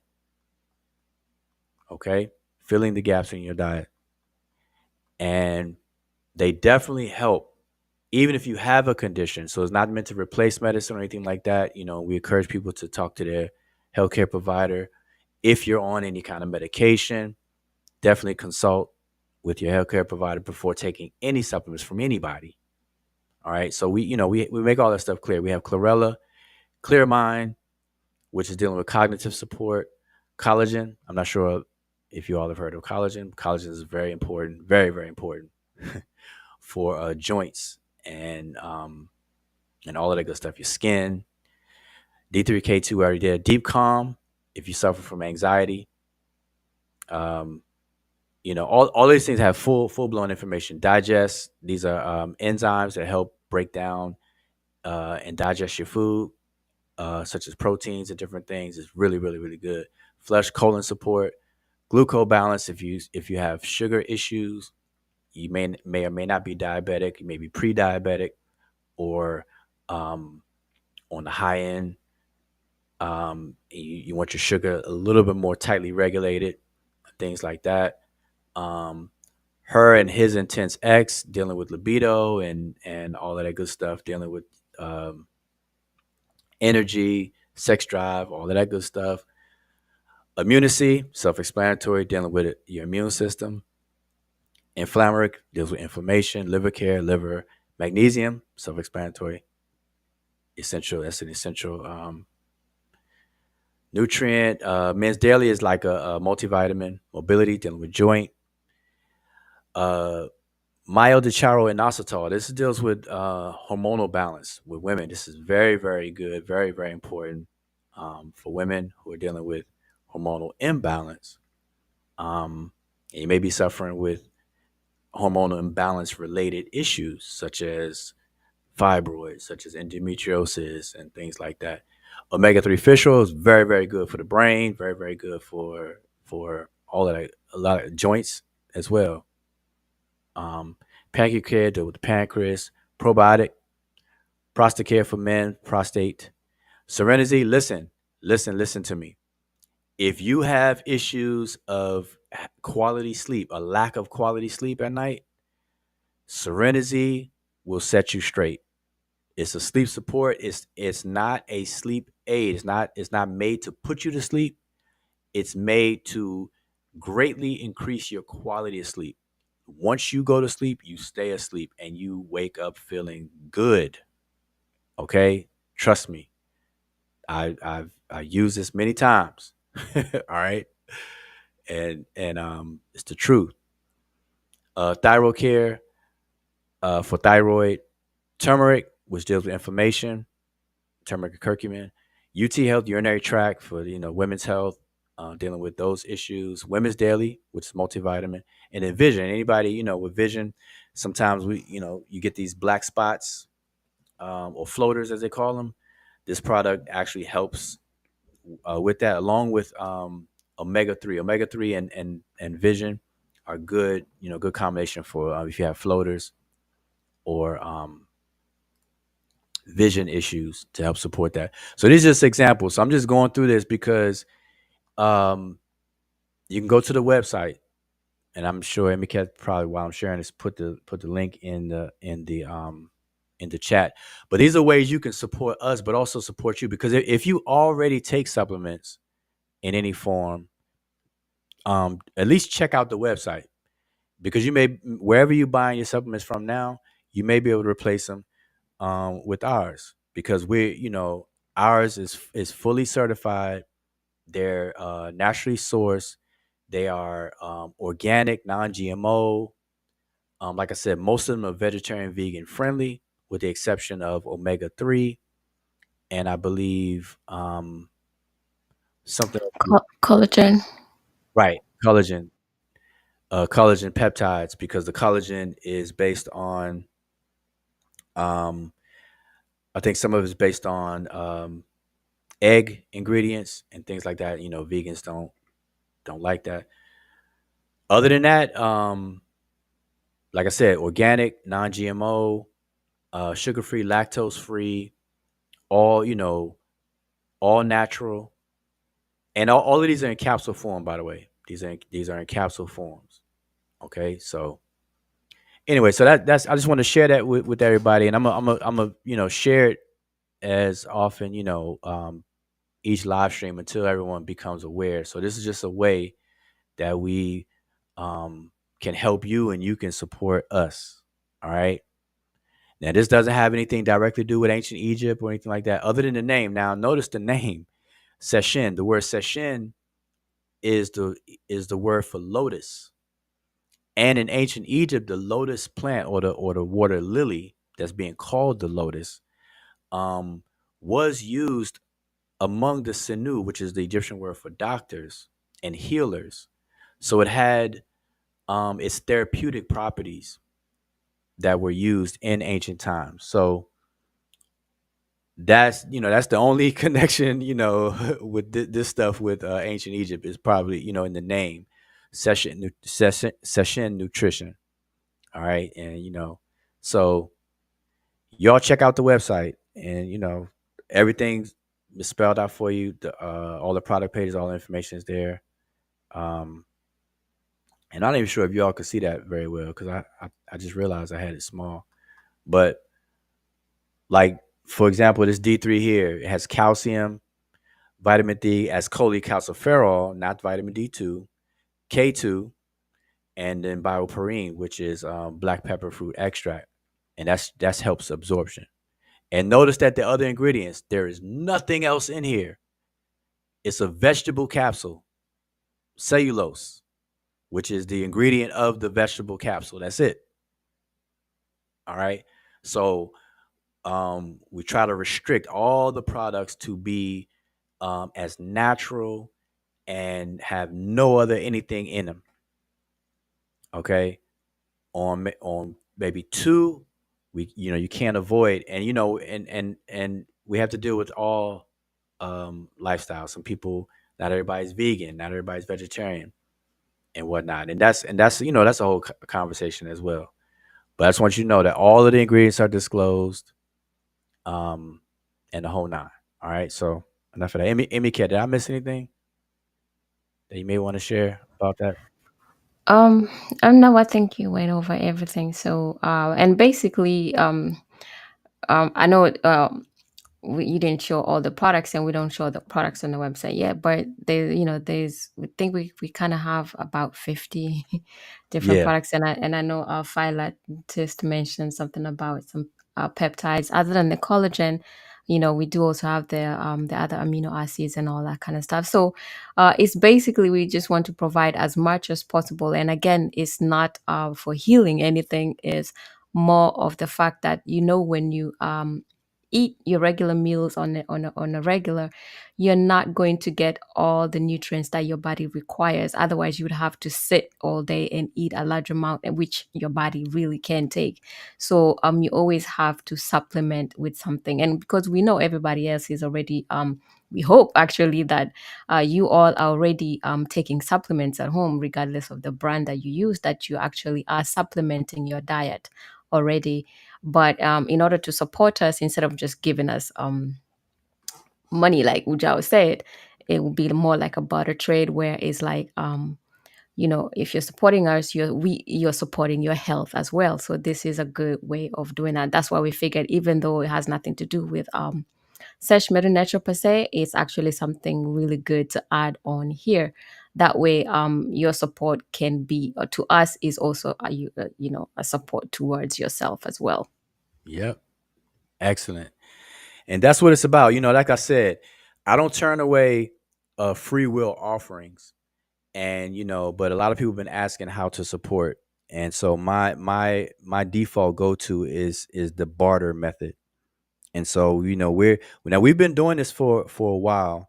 Like I said, I have family members, and by the way, all of these products are um approved and recommended by doctors and nurse practitioners already in their clinic environment. Okay, so we've been doing this for a minute. Like I said, I've been certified as a nutrition coach, and I've been coaching people in my legal capacity to do so in terms of their nutrition and things. So um, I don't offer medical advice because I'm not a doctor at all or anything like that. Don't pretend to be. I don't do any of that. Um, you know, I'm a nutrition coach, and I I work within the confines of that and what that allows me to do. So I just want to check the chat real quick. I see Philitis. He said straight D3 will cause a buildup of calcium. Yeah, exactly. D3 without K2 we'll definitely do that. And I notice a lot of people. I know a lot of people that load up on D3 because they hear all the benefits of D3. There's been a lot of studies on D3, especially since COVID.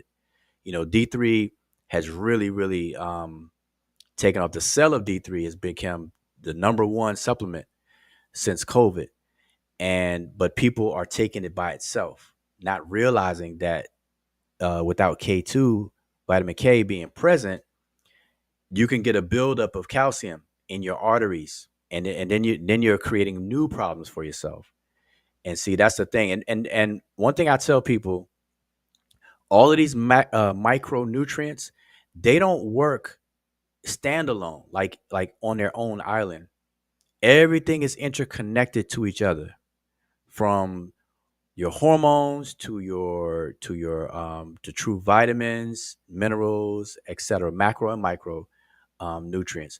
It's a system that works together, and you got to know the different combinations, what cancels out, and these things like that. So I've seen people load up on D3 without all the other stuff.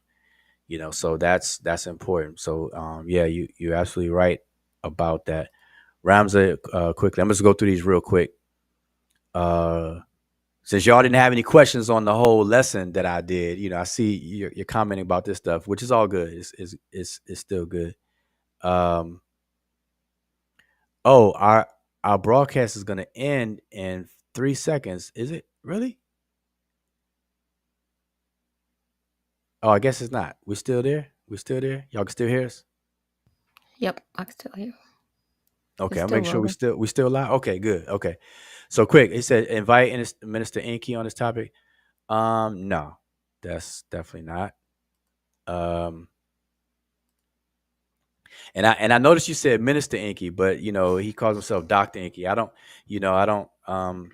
Yeah, that the title of doctor should not be toyed with or played around. Like I said, I have family members who are actual doctors and nurse practitioners, and that's really offensive when that's done. And I definitely understand. So no, don't get down. It says K2. What he says, or use K2, which has high amounts of vitamin K naturally. Yep, that's enzyme. Let's see. What else? What else? What else? Session nutrition. You should get into peptides. Well, we have collagen peptides. I think Emicat already um oh yeah, you said collagen is a peptide. Yeah, collagen is important. Listen, the older you get now, I'm getting older. As I'm getting up with my age, this is another renewed interest. This is another reason to push me into looking at health and stuff, especially since the pandemic. When the pandemic started, it gave everybody a wake up call to really understand more things about health. So that was a motivation for me. That's what pushed me over. Ever since COVID and the pandemic. But yeah, so we have collagen peptides. We have the different types of peptides combined to deal with collagen. And another thing important with collagen production is vitamin C. Okay, so that combination collagen. If you supplement with collagen, make sure you get enough vitamin C to produce the collagen. All right. Let's see. Let's see. Let's see.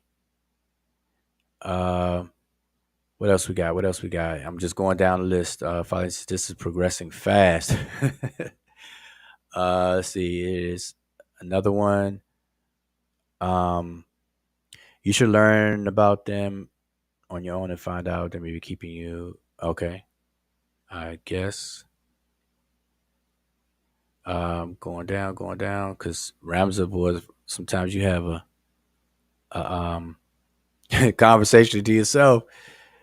Let's see. I'm going down, going down.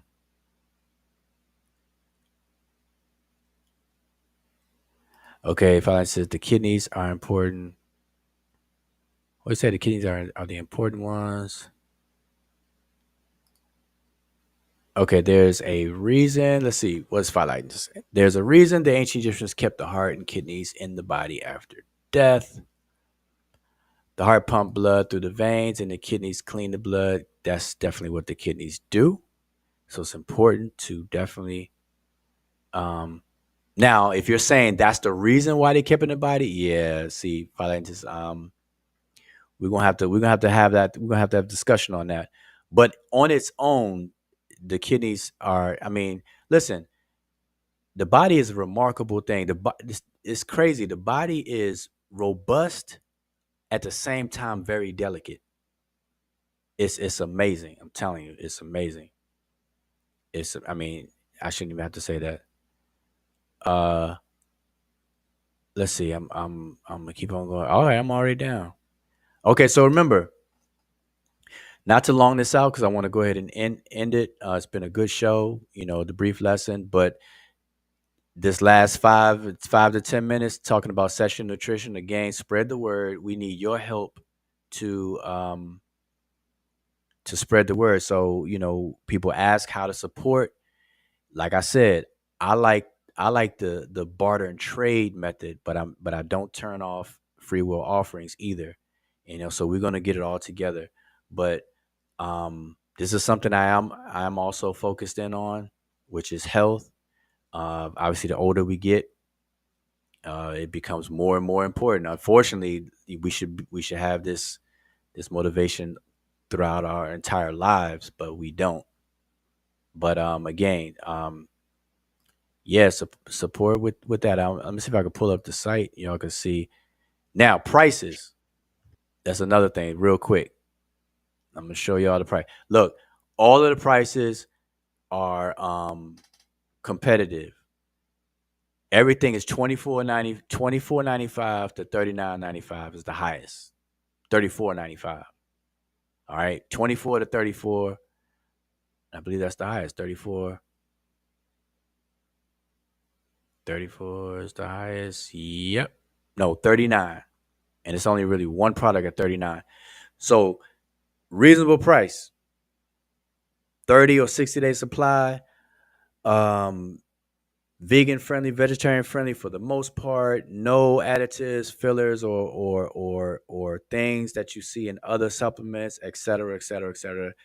Um, Certified.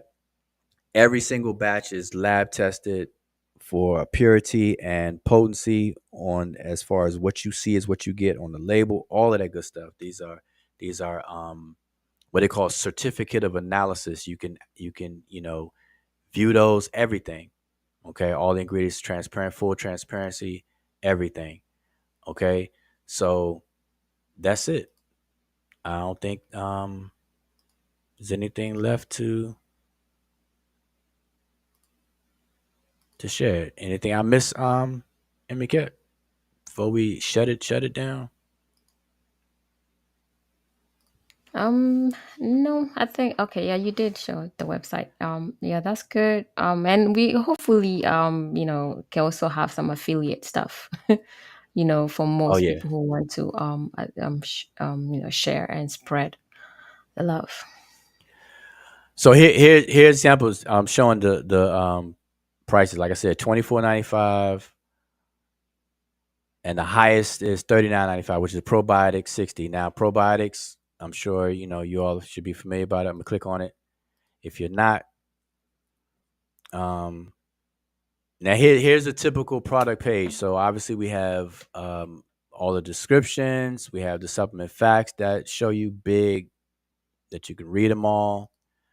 Um, Brief description about the product, the main three benefits, what's inside of it. We list all the ingredients, and each ingredient we tell you what the benefit of each ingredient, not just some of them, all of them. Okay, and then how to use it. Then we have FAQ, all of that. So every single product is like that. I'm gonna go to another one real quick. Here's D3K2 again. So again, got the product description, three main benefits, but then what's inside, we have all of the ingredients. So calcium, it supports bone health, muscle function, cardiovascular health. D3, K2 is there, bioperine. I already went over those. So anyway, your support sessionnutrition.com. y'all can support. If you know anybody that gets supplements, turn them on to it. We'll appreciate it.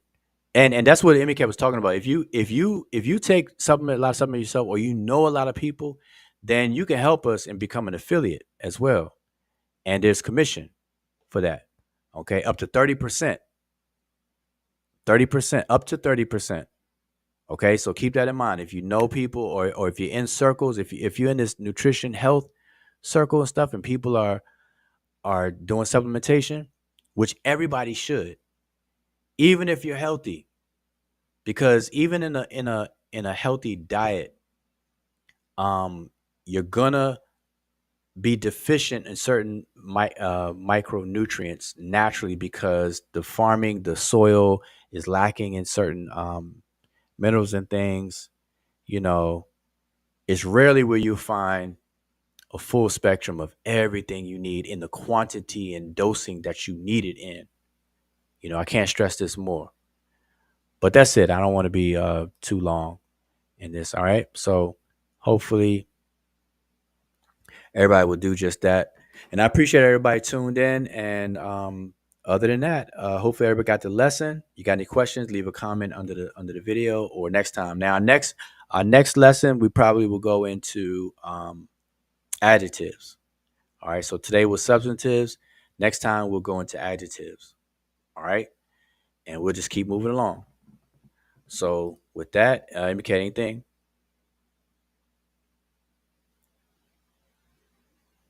Got anything? No, I think you got everything covered. So just once again, dua to everybody that tuned in, and those who are going to tune in later. And if you love the show and want to learn more, just make sure you tune in again next Friday, and we might just pop up again before next Friday. You know how we do. Oh, definitely. Yeah, we Yeah, definitely and pop up. right, and join our Facebook group if you'd like to ask more questions and have discussions. The link is actually on the description below this video that you're watching right now. So make sure you do that. And yeah, pretty much that's it. Yeah, so I'll see you again when we pop up. All right, all right.